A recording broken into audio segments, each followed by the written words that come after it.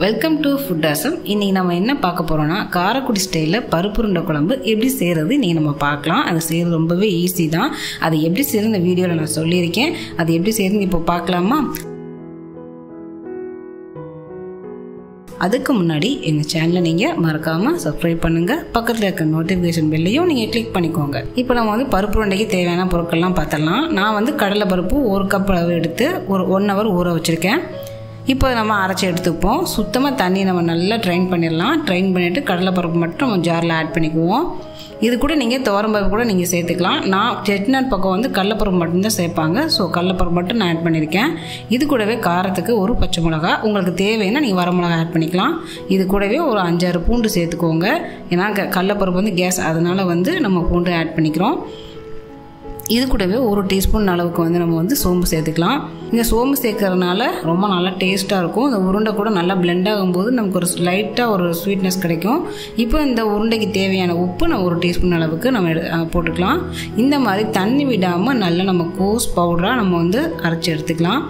கொஞ்சம் கூட நம்ம தண்ணி சேர்க்கக்கூடாது. அப்போ தான் நமக்கு வந்து உருண்டை வந்து பிடிக்க வரும். அந்த டேஸ்ட்டும் நமக்கு கிடைக்கும். கொஞ்சம் நீங்கள் தண்ணியை ஆட் பண்ணிங்கன்னா உருண்டை பிடிக்கவே முடியாது. நீங்கள் குழம்புல போடும்போது உடஞ்சிரும். இப்போ நான் ஒரு பவுலில் மாற்றியாச்சு. நறுக்கி வச்சுருக்கிற வெங்காயத்தை நம்ம சேர்த்துக்கலாம். நான் வந்து பெரிய வெங்காயம் சேர்த்துருக்கேன். நீங்கள் வந்து சின்ன வெங்காயத்தை நல்லா ரவுண்டாக கட் பண்ணி போட்டுக்கோங்க, இன்னும் டேஸ்ட்டாக இருக்கும். இது கூடவே நறுக்கின கொத்தமல்லி நம்ம சேர்த்துக்கலாம். இது கூடவே கொஞ்சமாக நம்ம கருவேப்பிலையும் சேர்த்துக்கலாம். இவ்வளோ தான் நம்ம சேர்க்க வேண்டியது. உங்களுக்கு தேவைன்னா நீங்கள் இஞ்சி கூட நீங்கள் லைட்டாக சேர்த்துக்கலாம். ஆனால் இஞ்சி நீங்கள் அவாய்ட் பண்ணுறது நல்லது, இல்லை டேஸ்ட்டே உங்களுக்கு மாற்றி விட்டுரும். நம்ம இதெல்லாம் ஆட் பண்ணதுக்கப்புறமா நல்லா நம்ம வந்து மிக்ஸ் பண்ணி விட்டுறலாம். ஏன்னா நம்ம வந்து அரைக்கும் போதே உப்பு சேர்த்துட்டோம். பத்தலைன்னா நீங்கள் சேர்த்துக்கோங்க. நல்லா மிக்ஸ் பண்ணதுக்கப்புறமா நம்ம வந்து நல்லா உருண்டை பிடிச்சிக்குவோம். உங்களுக்கு எந்த சைஸ் வேணுமோ, சின்னமாக வேணும்னா சின்னமாக பிடிச்சிக்கோங்க, பெரிய சைஸ் வேணும்னா பெரிய சைஸ் பிடிச்சிக்கோங்க. உங்களுக்கு எந்த மாதிரி சைஸில் வேணுமோ நீங்கள் பிடிச்சிக்கோங்க.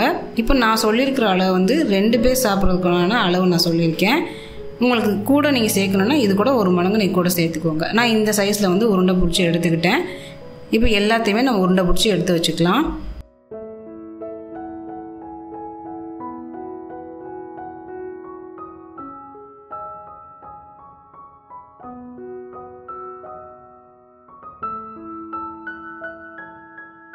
இந்த மாதிரி நான் பிடிச்சி எடுத்து வச்சுக்கிட்டேன். இப்போ நம்ம வந்து குழம்பு ரெடி பண்ணிடலாம்.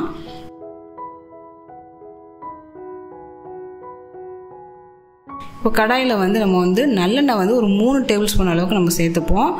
இந்த பருப்புருண்டை குழம்பு வந்து நல்லெண்ணெயில் செஞ்சிங்கன்னா ரொம்ப நல்லாயிருக்கும். கடலெண்ணெய் அந்த மாதிரி எண்ணெய் நீங்கள் சேர்த்துறாதீங்க. நல்லெண்ணெயில் செய்யுங்க, ரொம்பவே நல்லது, ஹெல்த்தியும் கூட. இப்போ எண்ணெய் நல்லா காஞ்சதுக்கப்புறமா நம்ம வந்து கடுகு வந்து ஒரு 1/2 டீஸ்பூன் அளவுக்கு நம்ம சேர்த்துக்கலாம். கடுகு நல்லா பொரிஞ்சதுக்கப்புறமா நம்ம வந்து உளுந்து ஒரு 1/2 டீஸ்பூன் அளவுக்கு நம்ம சேர்த்துக்கலாம்.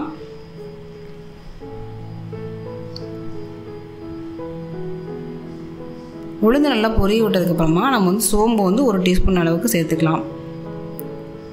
இது கூடவே நம்ம வெந்தயம் ஒரு 1/4 டீஸ்பூன் அளவுக்கு சேர்த்துக்கலாம். வெந்தயம் நீங்கள் அதிகமாக சேர்த்துட வேண்டாம், இல்லாட்டி குழம்பு கசக்கும். நீங்கள் கொஞ்சமாகவே சேர்த்துக்கோங்க. இது கூடவே நம்ம வந்து சின்ன வெங்காயம் ஒரு 15 வெங்காயம் இந்த மாதிரி ரவுண்டாக கட் பண்ணி எடுத்துக்கோங்க. ஏன்னா பருப்புருண்டை குழம்புக்கு வந்து சின்ன வெங்காயம் போட்டால் தான் நல்ல டேஸ்ட்டு உங்களுக்கு கொடுக்கும். இது கூடவே கொஞ்சமாக நம்ம கருவேப்பிலையும் நம்ம சேர்த்துக்கலாம். கருவேப்பிலை சேர்த்ததுக்கப்புறமா நல்லா நம்ம வதக்கி விட்டுறலாம். ஏன்னா இந்த குழம்பு வந்து முதல் நாளை விட மறுநாள் ரொம்பவே நல்லாயிருக்கும். இப்போ நம்ம வந்து வெங்காயம் நல்லா வதங்கினதுக்கப்புறமா நம்ம வந்து 2 தக்காளி, மீடியம் சைஸ் தக்காளி நான் கட் பண்ணி போட்டிருக்கேன். அதையும் நம்ம வதக்கி எடுத்துக்குவோம். இப்போ நல்லா வெங்காயம் தக்காளி நல்லாவே வதங்கிடுச்சு. இப்போ நம்ம வந்து சேர்க்க வேண்டிய பவுடர்லாம் சேர்த்துடலாம். இது கூடவே மஞ்சத்தூள் நம்ம 1/2 டீஸ்பூன் அளவுக்கு சேர்த்துப்போம். இது வந்து காஷ்மீரி ரெட் சில்லி பவுடர் வந்து 1 டீஸ்பூன் அளவு கலருக்காக சேர்த்துருக்கேன். உங்களுக்கு வேணும்னா சேர்த்துக்கோங்க, இல்லாட்டி ஸ்கிப் பண்ணிக்கோங்க. இது கூடவே குழம்பு மிளகாத்தூள் வந்து 2 டேபிள் ஸ்பூன் அளவுக்கு நான் ஆட் பண்ணியிருக்கேன். உங்கள்கிட்ட குழம்பு மிளகாத்தூள் இல்லைன்னா நீங்கள் வந்து தனியாத்தூள் ஒரு 2 டேபிள் ஸ்பூன் அளவுக்கு நீங்கள் சேர்த்துக்கோங்க. இப்போ இது எல்லாத்தையுமே நல்லா நம்ம வந்து மிக்ஸ் பண்ணி விட்டுறலாம். இந்த மாதிரி நீங்கள் ஸ்பைஸ் பவுடர் போடும்போது சிம்மில் வச்சுக்கோங்க, இல்லாட்டி வந்து கருகிரும். இப்போ இந்த மசாலா வாடை வந்து பச்சை வாசனை போகிறதுக்காக கொஞ்சமாக நான் தண்ணி விட்டு கொதிக்க விடுறேன். இந்த மாதிரி கொதித்து நமக்கு வந்து இந்த கெட்டி பதமாக வந்துடணும் நம்மளுக்கு. மசாலா பவுடர், வெங்காயம், தக்காளி எல்லாமே நல்லா வெந்துருச்சு. இப்போ நான் வந்து புளி வந்து ஒரு சின்ன ஒரு லெமன் சைஸ் அளவுக்கு நான் சாரை புளிஞ்சு எடுத்து வச்சுருக்கேன். ஸோ அதை நம்ம ஆட் பண்ணிடலாம். புளி தண்ணி சேர்த்துட்டு நம்ம நல்லா மிக்ஸ் பண்ணி விட்டுருவோம். இது கூடவே நம்ம வந்து குழம்புக்கு தேவையான தண்ணியும் நம்ம சேர்த்துக்கலாம். நான் வந்து 1 டம்ளர் அளவுக்கு நான் தண்ணி சேர்த்துருக்கேன். தண்ணி சேர்த்து விட்டுட்டு நல்லா நம்ம மிக்ஸ் பண்ணி விட்டுறலாம். இது எல்லாமே நார்மலாக வீட்டில் நம்ம செய்கிறது தான். ஆனால் இந்த மாதிரி ஒரு தடவை நீங்கள் ட்ரை பண்ணி பாருங்கள், உங்களுக்கு ரொம்ப பிடிக்கும். அதோட டேஸ்ட்டும் வேறு லெவலில் இருக்கும். இப்போ தண்ணி சேர்த்துட்டு புளி சேர்த்துட்டு நல்லா கொதிச்சிருச்சு. புளியோட பச்சை வாசனையும் போயாச்சு. இப்போ குழம்புக்கு தேவையான உப்பு நம்ம 1 டீஸ்பூன் அளவுக்கு நம்ம சேர்த்துக்கலாம்.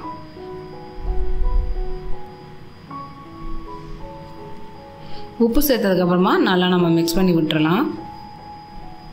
இப்போது அது நம்ம கொதிக்கிற டைமில் நமக்கு தேவையான தேங்காய் பேஸ்ட் நம்ம அரைச்சி எடுத்துப்போம். இதுக்கு வந்து ஒரு 1/4 கப் அளவுக்கு நம்ம வந்து துருவின தேங்காய் எடுத்துக்கலாம். இது கூடவே 1/4 டீஸ்பூன் அளவுக்கு சோம்பு சேர்த்துக்கலாம். இது கூடவே 1/2 டீஸ்பூன் அளவுக்கு நம்ம கசகசா சேர்த்துக்கலாம். வேணும்னா நீங்கள் சேர்த்துக்கோங்க, வேணாட்டி நீங்கள் ஸ்கிப் பண்ணிடுங்க. அதுக்கு பதிலாக நீங்கள் மிளகு ஆட் பண்ணிக்கோங்க. இப்போ இதை நல்லா அரைச்சி பேஸ்ட்டாக நம்ம எடுத்துப்போம். இப்போ அந்த குழம்பு கொதிக்கிற டைம் நம்ம வந்து அரைச்சிருக்கிற பேஸ்ட்டை நம்ம வந்து ஆட் பண்ணிடலாம்.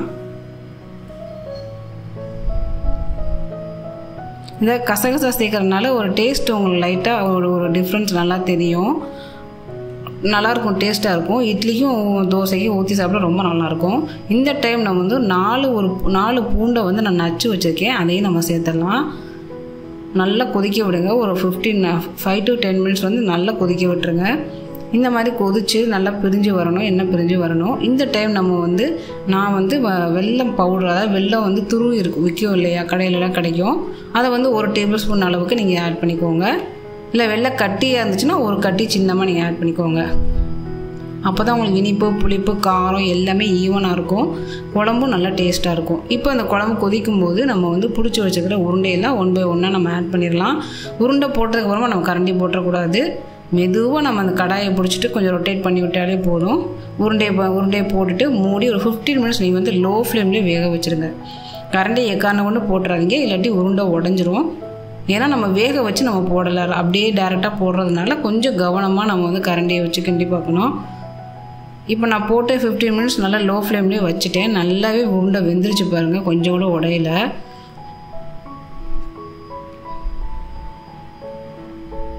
அவ்வளோதான், நமக்கு சூப்பரான சுவையான செட்டிநாடு ஸ்டைல் பருப்பு உருண்டை குழம்பு நமக்கு ரெடி ஆயிடுச்சு.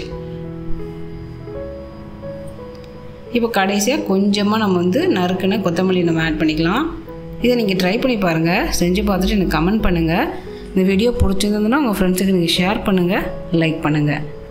நன்றி.